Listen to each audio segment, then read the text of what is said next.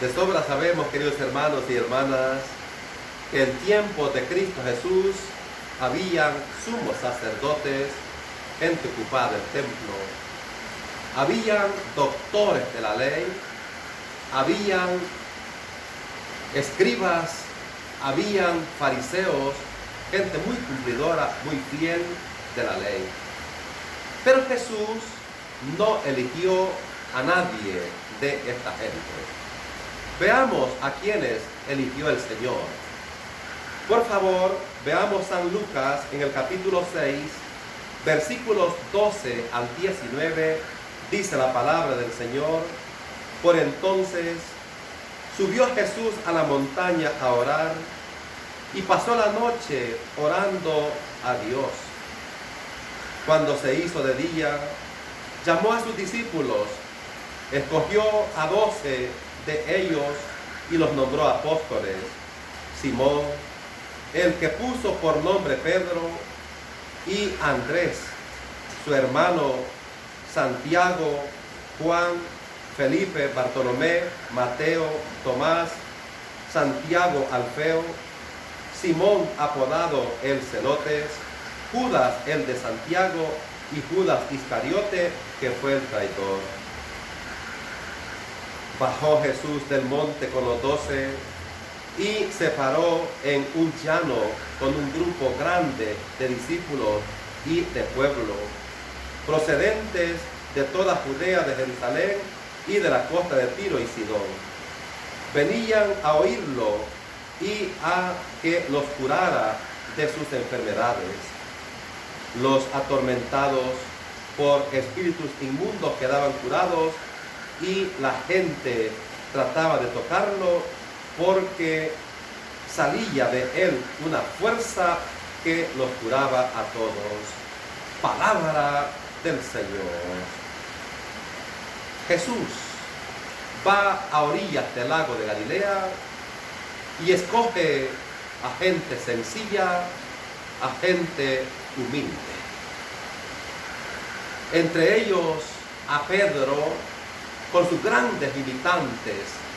Era el hombre autosuficiente y por eso dice: todos te pueden dejar menos yo. Era el hombre un tanto violento. Agarran preso al Señor, saca una espada y le corta la oreja a Malco. El hombre que llegó a negar al Señor por 3 veces, pero el hombre también sencillo, humilde, que reconoce sus fracasos y va a llorar ante su pecado, y el Señor lo reivindica al decirle: Simón Pedro, hijo de Juan, ¿me amas? Y Pedro dice: sí, Señor, tú sabes que te amo. Y Jesús le encomienda lo más grande para él: apacienta mis ovejas.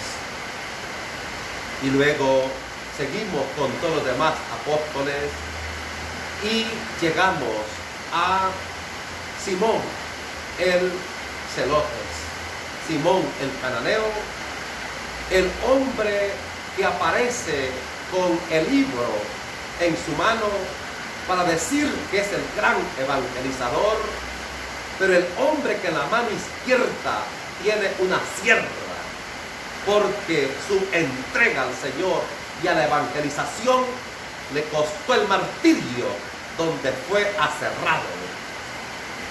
Y luego contemplamos a Judas, el de Santiago, Judas, no el Iscariote, el hombre que es representado con una llama en su cabeza para decir que es el hombre de este Pentecostés, el ungido, el iluminado, el hombre que ha intercedido por miles y miles de personas que han clamado un favor de él. Y también Judas es el hombre que murió bajo una lluvia de piedras y de palos. Tanta la crueldad de aquella gente que le da un cruento martirio a pedradas y también apaleado. quisiera invitarles a que nos fijemos en San Judas Tadeo, que además de ser el hombre de tantos milagros, es el hombre que nos dejó una carta.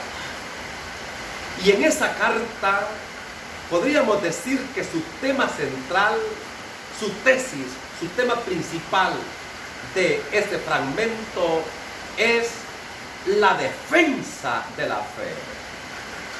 Judas va a instar y va a pedir a la primera comunidad que esté atenta y que se mantenga firme ante pastores mentirosos que quieren botar la fe de la gente, y les insta a mantenerse firmes. Les va a decir de que muchos en este mundo van como Caín, queriendo matar a muchos su fe, su esperanza, su caridad, y llevarles a la perdición. Les va a decir que muchos son como Balaán, el hombre que quiso maldecir al pueblo de Israel.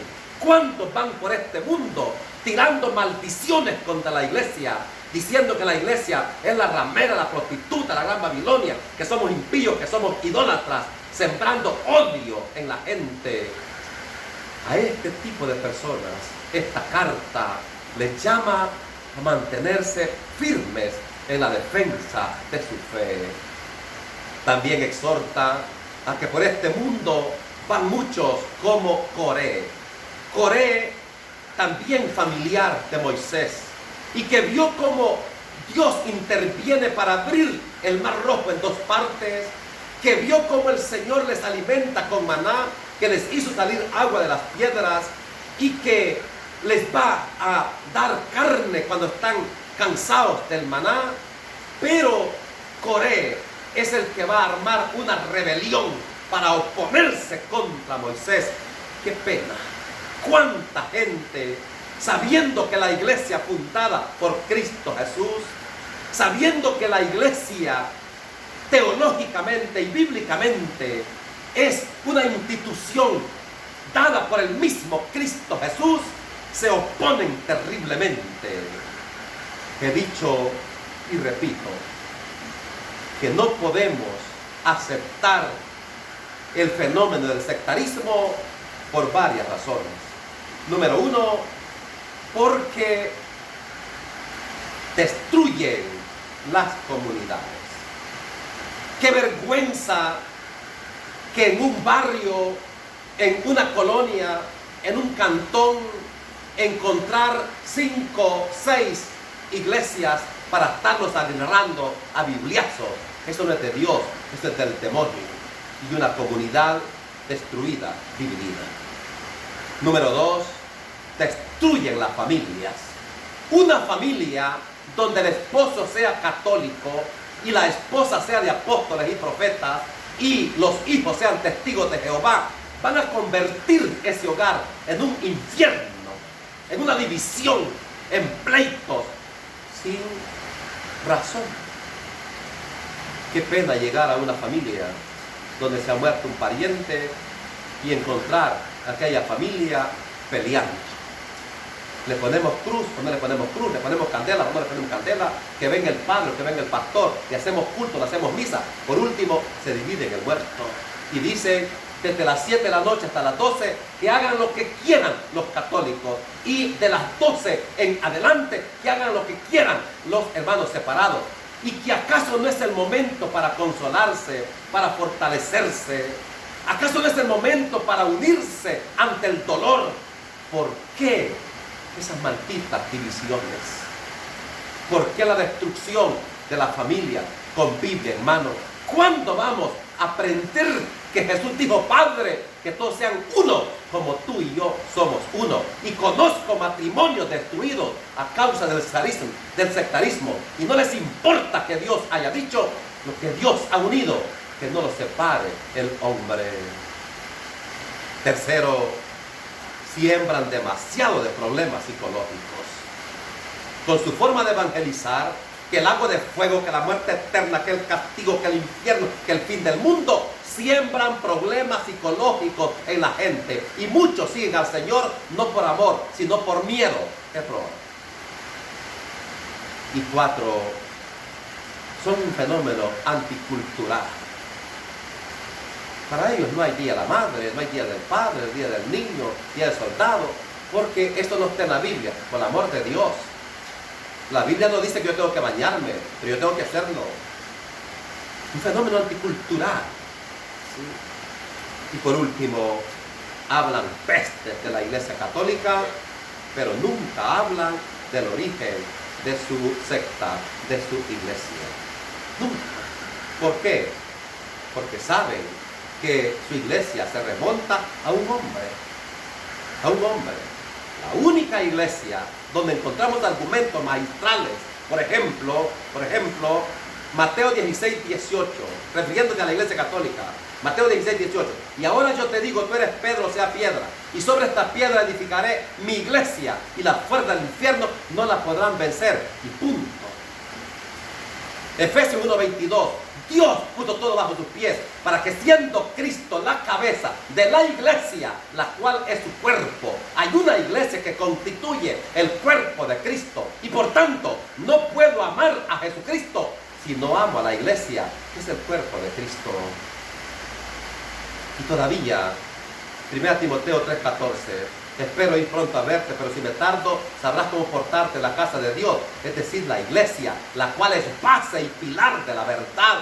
Tenemos la dicha de pertenecer a la Iglesia Católica, que es base y pilar de la verdad, porque nos da constantemente a Cristo Jesús. Y lo más lindo, nos dio la Biblia. Es la iglesia la que hizo la palabra de Dios. Es la iglesia la que constituyó los 73 libros inspirados por Dios, escritos por los hombres. Hermanos separados, lo mínimo que podían hacer es ser humildes y jamás hablar peste de la iglesia, porque la Biblia que ustedes andan se la dio la Iglesia Católica. Aprendamos de San Judas Tadeo a ir por este mundo haciendo el bien, pero lo más lindo, atesorando su escrito, donde nos llama a ser defensores de nuestra fe. Que la bendición de Dios Todopoderoso, Padre, Hijo y Espíritu Santo descienda sobre ustedes y permanezca para siempre. Amén.